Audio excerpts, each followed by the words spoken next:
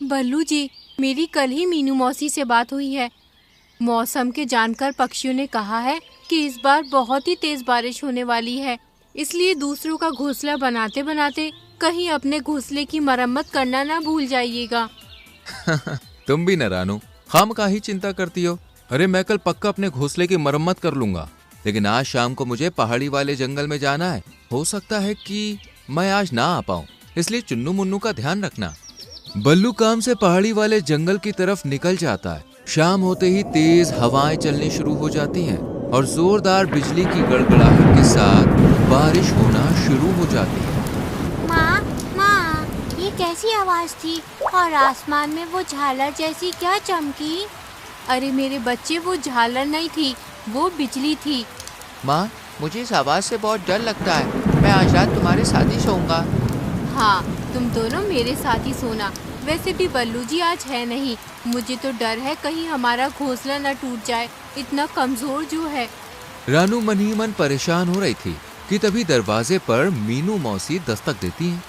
मीनू मौसी, इतनी बारिश में यहाँ क्या कर रही हो? क्या हुआ? सब ठीक तो है? पहले अंदर आओ। कुछ भी ठीक नहीं है रानू, वो देख मेरा घोंसला पानी में बह रहा है। बारिश इतनी तेज है कि मेरा कमजोर घोंसला ढह गया। आज रात मैं तेरे साथ ही रुकूंगी।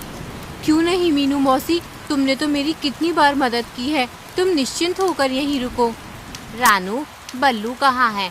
कहीं दिख नहीं रहा।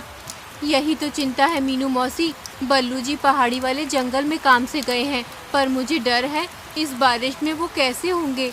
ऊपर से हमारा घोंसला भी बहुत कच्चा है, तुम्हारा घोंसला तो फिर भी मजबूत था, जब वो ढह गया तो हमारे इस घोंसले का क्या ही होगा। रानू और मीनू दोनों बातें कर ही रही थीं कि तभी रानू के घोंसले की आधी छत गिर जाती है और बारिश का पानी घोंसले में आने लगता है। जिसका डर था वही हुआ। मीनू मौसी, चुन्नू को लेकर बाहर निकलो, मैं मुन्नू को लेकर आती हूँ। चारों घोंसले से बाहर पेड़ की टहनी पर बैठ जाते हैं और बारिश में भीगने लगते हैं। रानू, चुन्नू मुन्नू को ज्यादा देर तक बारिश में रखना ठीक नहीं है। मैं यहाँ इनके पास रुकती हूँ, तू जा किसी से मदद मांग ले। सही कहती हो मीनू मौसी, मैं अभी कालू भैया के पास जाती हूँ, शायद हमारी मदद हो जाए। कालू भैया, हो कालू भैया, दरवाजा खोलो तो कालू भैया। दरवाजे की तरफ देखने की कोशिश भी मत करना, तुमने कोई हवेली नहीं बनाई है मेरे लिए। ये टिच्चू सा घर है और मैं इसमें किसी को नहीं आने दूंगी। मैं तो बस देख रहा था, तुम कहती हो तो नहीं खोलता दरवाजा, लेकिन बल्लू और रानू ने हमारी कई बार मदद की है, तो फिर। चलो चलो, मदद बड़ी की है, मुफ्त में घर बना दिया तो क्या मदद हो गई। सो जाओ अब। लगता है कालू भैया और गौरी बहन सो रहे हैं, मोंटू से पूछ कर देखती हूँ। मोंटू, दरवाजा खोलो, मेरे बच्चे बारिश में भीग रहे हैं, हम मुसीबत में हैं, मदद करो। मोंटू दरवाजा न खोलकर खिड़की से बात करता है और रानू उसे पूरी बात बताती है। क्या है ना रानू, मेरा घोंसला बहुत कमजोर है, ये ज्यादा लोगों का वजन नहीं झेल पाएगा, इसलिए मैं तुम्हारी मदद नहीं कर पाऊंगा, माफ करना। इससे पहले कि रानू कुछ बोल पाती, मोंटू खिड़की बंद कर लेता है और रानू मीनू मौसी के पास जाती है।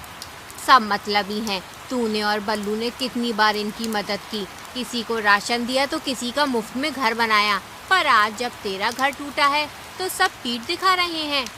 अगर मैं अकेली होती तो कोई चिंता नहीं थी, पर चुन्नू मुन्नू के लिए मन घबरा रहा है मौसी।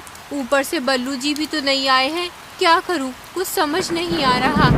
चिंता मत कर रानू, हमने कभी किसी का बुरा नहीं किया, भगवान भी हमारे साथ बुरा नहीं करेगा।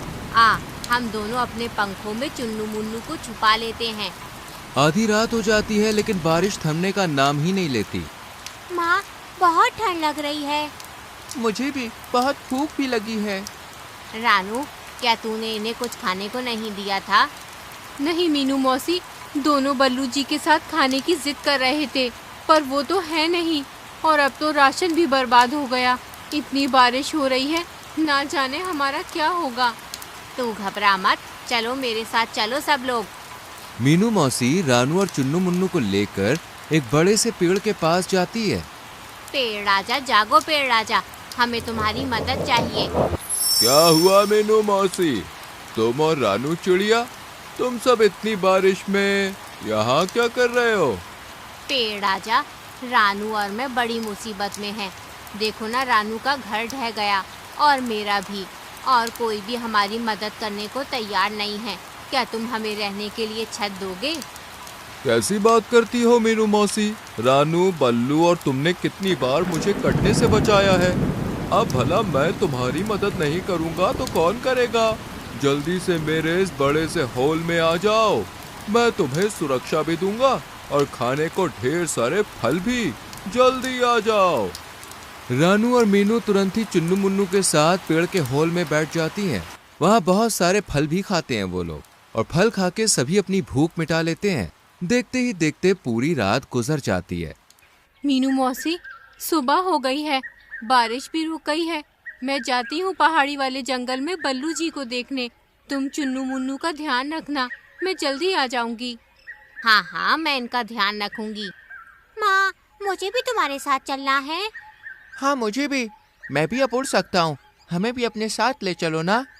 चुन्नू मुन्नू के जिद करने पर रानू उन्हें भी अपने साथ ले जाने के लिए तैयार हो जाती है, और फिर तीनों बल्लू को ढूंढने निकल पड़ते हैं, जो पहाड़ी वाले जंगल में एक ऊंचे से पेड़ पर बैठा हुआ था।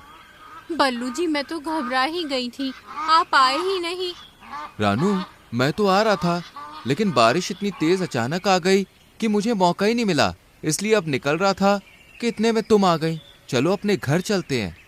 नहीं बल्लू जी, मैंने कहा था ना अपने घर की मरम्मत कर लीजिए, पर आपने मेरी एक नहीं सुनी और हमारा घर बारिश में टूट गया। अरे नहीं, तो तुम सब कहाँ रहे रात भर? रानू बिल्लू को सब बताती है, और फिर चारों अपने जंगल के लिए निकल पड़ते हैं। उन्हें पहुंचते पहुंचते शाम हो जाती है, और तेज हवाओं के साथ हल्की हल्की बूंदाबांदी शुरू हो जाती है। अरे नहीं, लगता है मैं आज भी अपना घर नहीं बना पाऊंगा। कोई बात नहीं, हम पेड़ के होल में रह लेंगे, वो बहुत बड़ा है। हाँ, और वहाँ बहुत से मीठे फल भी हैं खाने को, मजा आएगा। चारों पेड़ के होल में पहुंचते हैं, जहाँ मीनू मौसी भी बैठी हुई थी। मैं तो डर ही गई थी कि कैसे होंगे तुम सब, पर अब जान में जान आई। तुम लोग ठीक हो? चलो ये फल खा लो, पेड़ ने दिए हैं, बहुत स्वादिष्ट है। देखते ही देखते बारिश शुरू हो जाती है। रानू और बाकी सब सो जाते हैं, पर तभी किसी के चिल्लाने की आवाज आती है। बचाओ, कोई तो बचाओ, मेरा राशन, मेरा घर, कोई तो मदद करो रे। अरे भगवान, गौरी गौरी, मेरा हाथ पकड़ो। मीनू मौसी, ये आवाज कैसी? लगता है जैसे गोरी और कालू की है, शायद कुछ हुआ है। चलो चलकर देखते हैं। हाय भैया, कोई बचा लो रे, बचा लो। अरे नहीं, गोरी तो डूब रही है। मैं अभी उसे बचा कर लाती हूँ। रानू तुरंत ही नीचे की तरफ जाती है और गौरी को बचा लेती है, पर जंगल का माहौल देखकर वो हैरान रह जाती है। चारों तरफ पानी ही पानी था। सभी पक्षियों के घर पानी में तितर बितर हो गए थे। रानू, गौरी को मत छोड़ना, उसे तैरना नहीं आता, वो मर जाएगी। हाँ हाँ कालू भैया, मैंने पकड़ लिया है। कोई मेरी मदद करो, मैं अपने ही घर में फंस गया हूँ, कोई मदद करो। रानू गौरी को लेकर पेड़ के पास पहुँचती है। इतने में उसे मोंटू की आवाज सुनाई देती है। मीनू मौसी, ये मोंटू की आवाज कहाँ से आ रही है? ऐसा लगता है वो जो पानी में घर बह रहा है ना, उसमें से आ रही है। हाँ, ये तो मोंटू का ही घर है। देखो ऊपर मोर पंख भी है, लगता है मोंटू की जान खतरे में है। मैं अभी उसे बचा कर लाती हूँ। मैं भी आती हूँ। और मैं भी। कोई तो मुझे बाहर निकालो, ये दरवाजा जम गया है, पानी भी अंदर भर रहा है। बचाओ, कोई तो बचाओ। तुम चिंता मत करो मोंटू भैया, हम आ गए हैं। तीनों मोंटू को जैसे तैसे घर से बाहर निकालते हैं और बाकी जंगल वासियों को भी सही सलामत पेड़ के होल में ले जाते हैं। रानू की दिलेरी देखकर सभी पक्षियों के सर शर्म से झुक जाते हैं। रानू बहन, मैंने तुम्हारे बुरे वक्त में तुम्हारी मदद नहीं की। तुम रात भर अपने बच्चों के साथ मदद को भटकती रही, लेकिन मुझे फिर भी तरस नहीं आया और तुमने एक बार भी अपने बारे में नहीं सोचा और मेरी मदद करने दौड़ पड़ी। मुझे माफ कर दो। मुझे भी माफ कर दो रानू और मीनू मौसी, मैं भी उतना ही गुनहगार हूँ जितनी की गौरी। इसने मना किया और मैं मान गया। मुझे तो तुम्हारी मदद करनी चाहिए थी। मैंने भी तुम्हें यूं ही छोड़ दिया, ये जानते हुए कि बल्लू भैया घर पर नहीं है। मैंने तुम्हारी मदद नहीं की, मुझे भी माफ कर दो। कोई बात नहीं, आप सबको अपनी गलती का एहसास है, हमारे लिए यही काफ़ी है। और वैसे भी गलती का एहसास होना सबसे बड़ा पश्चाताप होता है। मैंने आप सभी को माफ़ किया। रानू ने माफ कर दिया मतलब मैंने भी माफ कर दिया, लेकिन याद रखना हम सब एक दूसरे के सुख दुख के साथी हैं, इसलिए ऐसा दोबारा ना करना। तो देखा दोस्तों, रानू और मीनू को उनकी अच्छाई का फल आखिरकार मिल ही गया। इसलिए कहते हैं कि कभी किसी को मुसीबत में पीठ नहीं दिखानी चाहिए, क्योंकि परेशानी कब आपके दरवाजे पर आ जाए कहा नहीं जा सकता। इसलिए सबकी मदद करनी चाहिए। क्या पता आपकी अच्छाई